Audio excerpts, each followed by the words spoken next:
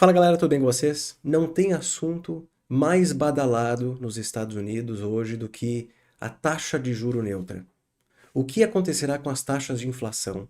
Por quanto tempo o Fed permanecerá com um juro restritivo? São assuntos que surgiram com maior frequência, principalmente após esse movimento recente que vocês estão vendo de alta dos juros mais longos. Juros de 10, 20, 30 anos, juros reais dos TIPS cada vez mais altos, ultrapassando quase 2%. Esse movimento aconteceu há poucos dias, continua acontecendo, pegou muito investidor de surpresa, fez bolsas caírem, deve impactar a atividade econômica daqui para frente, e a pergunta que se faz é: por quanto tempo o Fed manterá o juro elevado? E será que não houve alguma mudança macroeconômica nos Estados Unidos que faça com que a taxa de juro neutra seja mais alta do que no passado, forçando o Fed a não cortar tanto o juro quanto cortava no passado, forçando o Fed a não conseguir mais praticar políticas monetárias muito utilizadas nos últimos 10 anos, como por exemplo a impressão de moeda. Nesse vídeo nós vamos falar sobre todos esses assuntos de uma maneira bastante prática e didática.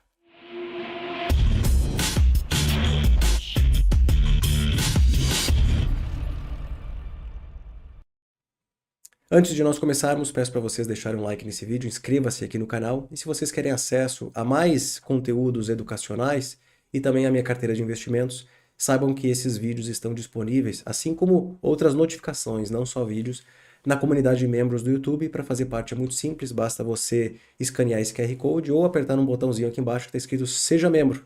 É bem simples, em questão de 2 minutos vocês já fazem parte da comunidade de várias pessoas, são centenas de membros que me acompanham todos os dias, postando informações relevantes sobre mercados, economia e investimentos.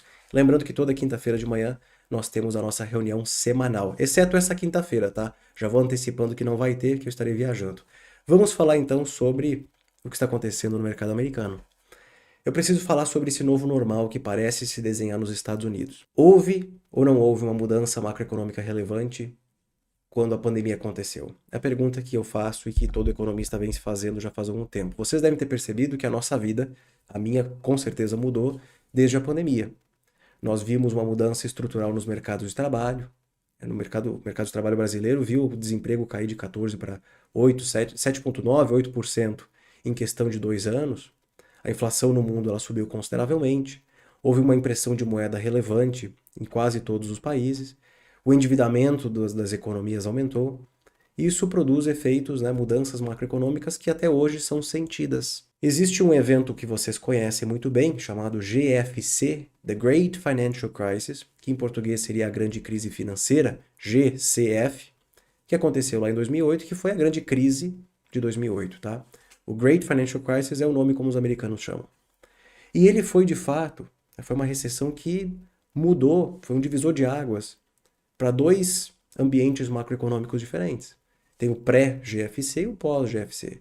Se vocês estudarem a fundo quais foram os efeitos dessa crise nos Estados Unidos e Europa, por exemplo, já não conseguiu mais crescer o que crescia antes da crise financeira. Os bancos europeus nunca mais se recuperaram do GFC. Olhem aí, por exemplo, na internet, a cotação do Citibank. Nunca mais se recuperou para níveis posteriores a 2008. Houve uma mudança relevante nas dinâmicas de crescimento, desemprego na Europa aumentou bastante logo depois, taxas de juros estruturalmente mais baixas. O juro americano era de 5,25 antes da crise do subprime, depois foi para zero e ficou em zero por muito tempo, se eu não me engano, desde 2008 até 2016. Bastante tempo. Juro europeu negativo e assim por diante. Logo, o GFC foi um divisor de águas em dois cenários macroeconômicos muito diferentes. E os investidores se acostumaram com o que aconteceu nesses últimos 10, 12 anos, 13 anos, que foi juro baixo, crescimento elevado em algumas economias, né, desemprego sistematicamente mais baixo nos Estados Unidos e impressão de moeda. Tá? Tanto é que nesse ambiente que surgiu ali as criptomoedas como vocês tanto conhecem. Recentemente nós vimos um movimento muito intenso, agressivo, de alta dos juros globais. Esse gráfico aqui, retirado da Bloomberg, é uma composição, um agregado de juros, de yields, tá? De dívidas públicas de várias economias. Então, o juro global de várias economias aí hoje chegou em quase 3,5%, E percebam como desde 2009, 2008, justamente o GFC, o juro é estruturalmente baixo no mundo inteiro. Lembrem-se que ali, antes da pandemia, existia mais de 15 trilhões de dólares em dívida negativa, né, com yield negativo. Hoje esse negócio desapareceu. Você não vai mais encontrar, ou se encontrar é muito difícil, juros negativos, né, de países, de governos. Houve sim uma mudança macroeconômica relevante lá em 2008 e me parece que também houve ali em 2020, principalmente em 22, que foi quando de fato o mundo acordou para a realidade. Inflação mais alta, um crescimento exagerado, excesso de poupança.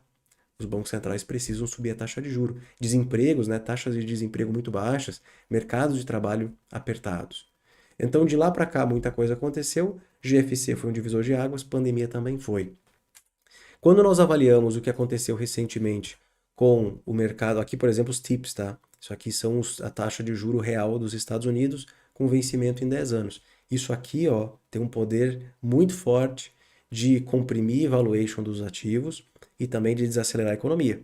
Fiquem bastante de olho nisso aqui. Eu falei recentemente para a galera de criptomoedas, fiquem de olho nos TIPS. Quando a gente fala sobre essa mudança macroeconômica, surgem muitos ruídos nos Estados Unidos se realmente não houve uma mudança na taxa de juro neutra. E a taxa de juro neutra, ela pode ser chamada de taxa de juro neutra, taxa natural, taxa de equilíbrio ou, se vocês querem ser muito técnicos, chegar para a namorada e dizer, olha, eu aprendi hoje sobre R-star, é a outra forma de vocês falarem sobre taxa de juro neutra. É um R com uma estrelinha, R-star, R estrela.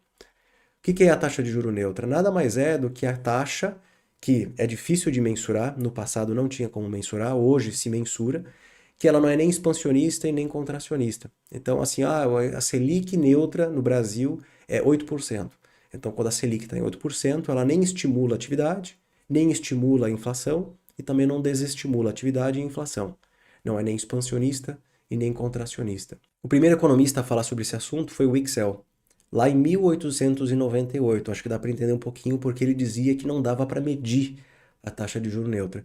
Só que no início do século XXI, entre 2000 e 2001, dois economistas que faziam parte e ainda fazem parte da equipe de membros e também de economistas do Fed, criaram um modelo que ficou chamado, conhecido por LW, que é o Laubach-Williams. O Williams até hoje é muito famoso, inclusive vocês devem ver algumas falas dele por aí de vez em quando. Eles criaram esse modelo econométrico que tenta medir essa taxa de juro neutra, que é esse gráfico que vocês estão vendo, que vai desde 1960 até 2023. Eles haviam parado de mensurar a taxa de juro neutra depois da pandemia e agora eles voltaram, estamos falando de maio desse ano, voltaram a calcular. E hoje o juro neutro americano seria de 1,14%, inclusive inferior ao pré-pandemia. Era de se entender o seguinte, bom, houve uma mudança macro relevante no mundo e nos Estados Unidos. Estamos aqui falando de uma atividade econômica acima do potencial. Não sei se vocês viram recentemente, mas um dos membros do Fed disse que aparentemente existem sinais de que a economia está reacelerando. É justamente o que eu falei para vocês recentemente que parece estar acontecendo. Sinais de reaceleração da economia americana, principalmente por um excesso de poupança das famílias. Poupança essa que deve acabar nos próximos meses. E junto com isso, você tem grandes déficits governamentais. Bom, se o desemprego lá fora continua baixo, o mercado de trabalho apertado, como mostra a relação de desemprego, se a atividade econômica está possivelmente acima do potencial e o governo gastando bastante, o déficit de 2023 é maior do que do ano passado, por exemplo, isso deve pressionar a inflação. E se isso pressiona a inflação para cima, o Banco Central precisa manter uma taxa apertada o suficiente para controlar essa inflação, trazer de volta para 2%. Porque existem muitas dúvidas hoje, por parte dos economistas, e estou me referindo a economistas renomados com prêmio Nobel, se de fato é possível trazer esse juro, esse CPI, juro não, CPI, para 2%. E de fato, nesse ambiente diferente, pode ser que isso seja o Fed tenha alguma dificuldade, seja um trabalho muito difícil, tenha que pressionar demais a política monetária para trazer a inflação para 2%.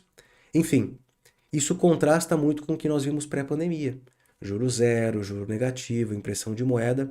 E a minha grande dúvida, quanto tempo demorará para o Fed novamente imprimir moeda? Porque eu vejo que existe uma ansiedade muito grande principalmente pelos investidores que gostam de criptomoedas. Quando que o Fed vai imprimir moeda novamente? Olha, hoje o cenário que se constrói, ele não deixa, ele repele esse tipo de política monetária. Acredito eu que seria amplamente inflacionário. O Fed ainda reduz o seu balanço patrimonial, que na minha opinião, muito surpreendentemente, está há mais de um ano reduzindo o seu balanço. A última vez que ele fez isso, e a primeira vez que ele fez isso, tá? Foi ali em 2016, 2015 até 2019, ele causou alguns danos na economia dos Estados Unidos. Por enquanto, nenhum problema econômico surgiu, por conta disso. Me parece que essa era do easy money, do dinheiro fácil, no pior das ocasiões, imprime dinheiro. Né? Deu um problema, imprime dinheiro. Parece que isso desapareceu por enquanto. A minha grande pergunta é: o que vai acontecer com essa taxa de juro neutra?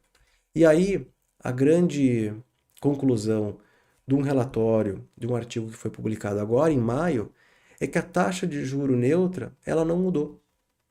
Esse é um debate que, já antecipo para vocês, será muito comentado na sexta-feira, na quinta, na sexta e no sábado, na reunião de Jackson Hole, nos Estados Unidos, onde os jornalistas devem perguntar sobre mudanças na taxa de juro neutro, até porque o assunto dessa reunião de Jackson Hole é sobre mudanças macroeconômicas desde a pandemia.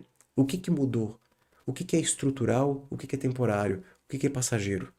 E devem falar sobre taxa de juro neutra e a possibilidade do Fed alterar sua meta de inflação, para não mais 2%, algo mais próximo de 3%. Enfim, a princípio, a taxa de juro neutra não mudou. Se vocês olharem aqui embaixo, eles inclusive acham que não existem evidências que mostram que aquela época de taxas historicamente baixas tenha acabado.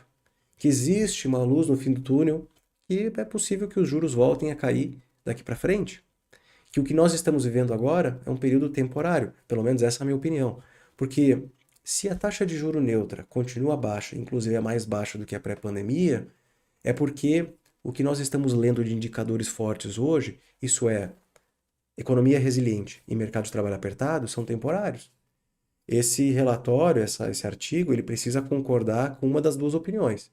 Se a taxa de juro neutra ela é mais baixa, então a resiliência econômica atual ela é temporária.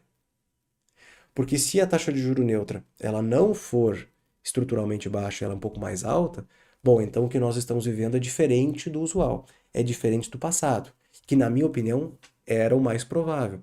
Essa conclusão desse artigo me pegou desprevenido, porque eu jurava que existia alguma mudança estrutural que levaria esse juro neutro para um patamar mais alto, mas pelo visto não é o cenário traçado por eles, que criaram esse indicador.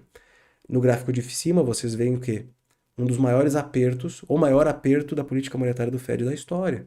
São meses consecutivos de ajuste da taxa de juro desde o primeiro ajustezinho que aconteceu em março do ano passado. É sim uma política monetária restritiva. Na minha opinião, a economia ainda não sentiu os efeitos dessa política monetária.